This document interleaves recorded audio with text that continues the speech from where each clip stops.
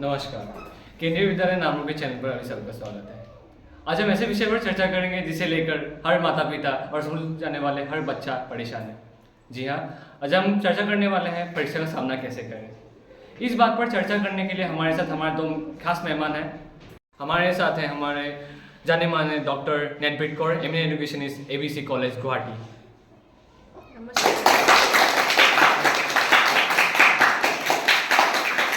और हमारी दूसरी तरफ है जाने माने साइकोलॉजिस्ट डॉक्टर प्रिंस कुमार, जो है XYZ कॉलेज गुवाहाटी।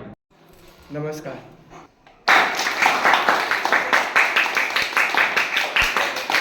पहला क्वेश्चन है नैनप्रीत कौर जी से। मेरी बेटी भी स्कूल जाती है और इस बार वो 12th के एग्जाम में अपियर होगी। आजकल बच्चे एक दूसरे से आगे बढ़ने के लिए डिप्रेशन में चले जाते हैं, तो इसका सोल्यूशन क्या है और इससे पेरेंट्स कैसे कोप अप करें? देखिए आयुष देव जी, आपका जो सवाल है वो आज के टाइम का सबसे बड़ा सवाल है। अगर हम आज से 20-50 साल पहले की बात करें तो तब सिचुएशन अलग थी और अब सिचुएशन अलग है।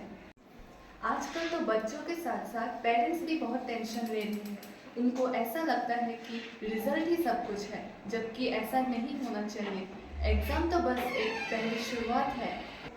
हम अपने बच्चों को यह बताते हैं कि तुम्हें उससे आगे निकलना चाहिए, तुम्हें ये एग्ज़ाम पास करना चाहिए। उनके दिमाग में इतने नेगेटिव विचार डाल देते हैं कि वह अपने को उससे बाहर निकाल ही नहीं पाता। अब्राहम लिंकन का एक विचार है कि tomorrow is my exam but I don't care because a single sheet of paper can decide my future.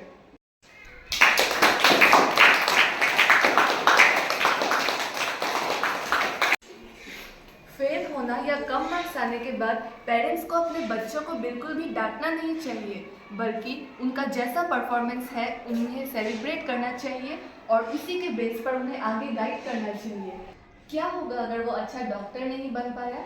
वो एक अच्छा एडवोकेट बन सकता है। अगर एडवोकेट नहीं बन पाया तो एक यूट्यूबर बन सकता है। आजकल तो हर फील्ड में स्कोप है। नैनप्रीत जी, आपने हमारी एक बहुत बड़ी टेंशन बहुत आसान तरीके से समझा दी। अब हमारे ऑडियंस से आपसे क्वेश्चन पूछना चाहती है। नमस्कार, मेरा नाम दृष्टि पटवारी है और मैं क्लास 6 में पढ़ती हूँ।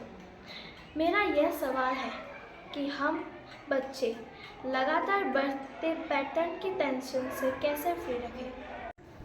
मैं गुजारिश करूंगा हमारे दूसरे मेहमान से कि वो इस क्वेश्चन का जवाब दें। देखिए आयुष जी, ऑडियंस का सवाल बिल्कुल सही है।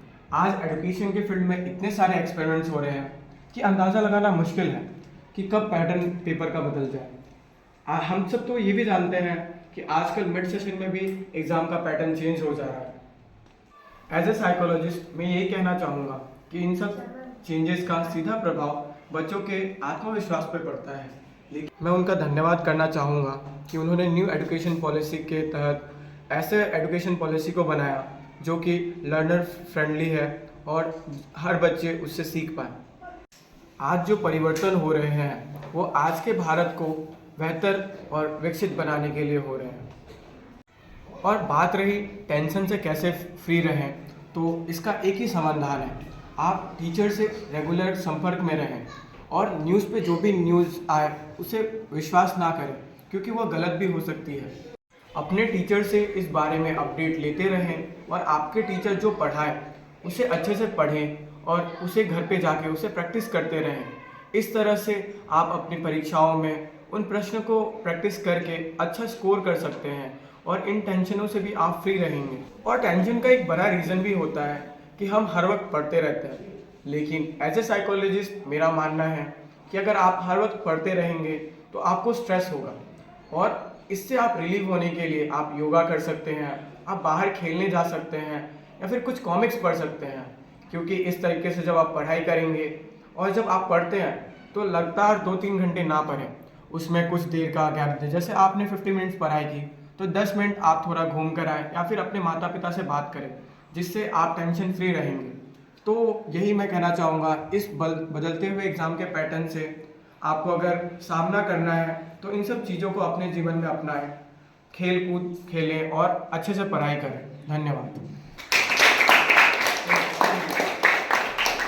नमस्कार, मेरा नाम दिशा दरुद्दा है। मैं कक्षा 6 की एक छात्रा हूँ। तो मेरा सवाल ये है कि पढ़ने का सही समय क्या होता है। मैं अनुरोध करता हूँ हमारे मेहमानों से कि वो इसका जवाब दें। तो मैं ये कहना चाहूँगा कि आप अगर पढ़ते हैं दोपहर को या फिर रात को, तो ऐसा कोई पढ़ने का सही समय नहीं होता। आप जब भी चाहे पढ़ सकते हैं, लेकिन कुछ दिन तक अपने आप को उन परिस्थितियों में ढाल के देखिए। अगर आप दोपहर में पढ़ते हैं या फिर शाम को पढ़ते हैं, तो आप अगर 1 हफ्ते 2 हफ्ते पढ़ेंगे तो आपको खुद ही पता चल जाएगा कि आपको उस समय कितनी चीज़ें याद होती हैं। अगर आपके लिए वो बेहतर समय है तो आप उसी वक्त पढ़ सकते हैं। ऐसे कोई एक एग्जैक्ट टाइम नहीं होता कि आपको उसी टाइम पढ़ना है।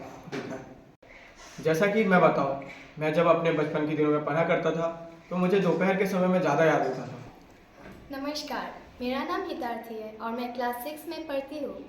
मेरा सवाल ये है कि हमारे पेरेंट्स हमें दूसरे के साथ कंपेयर करते हैं, ऐसा क्यों होता है? इस बार मैं हमारे दूसरे मेहमान नैनप्रीत कौर जी से इसका उत्तर जानना चाहती हूँ। मैं इस सवाल का जवाब सभी पेरेंट्स को देना चाहती हूँ कि वह अपने बच्चे को कभी किसी दूसरे के बच्चों के साथ कंपेयर ना करे, क्योंकि हर बच्चा अपने आप में अलग होता है। आपका बच्चा जो करना चाहता है, जो सीखना चाहता है, उसे आज़ादी दे। तभी उड़ता है जब उसे पिंजरे से आज़ाद किया जाए। तो हमें बच्चों को ये आज़ादी देनी चाहिए कि वे जो पढ़ना चाहे वे पढ़ सकते हैं।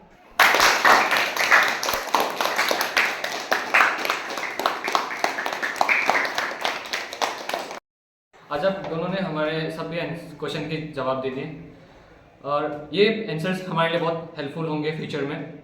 और मैं आप दोनों से धन्यवाद देना चाहूँगा कि आप यहाँ पे आए और हमारे क्वेश्चन के जवाब दिए। फिर जल्दी मुलाकात होगी आपके मनपसंद चैनल केवी नामरूप के किसी और एक एपिसोड में। तब तक के लिए नमस्कार।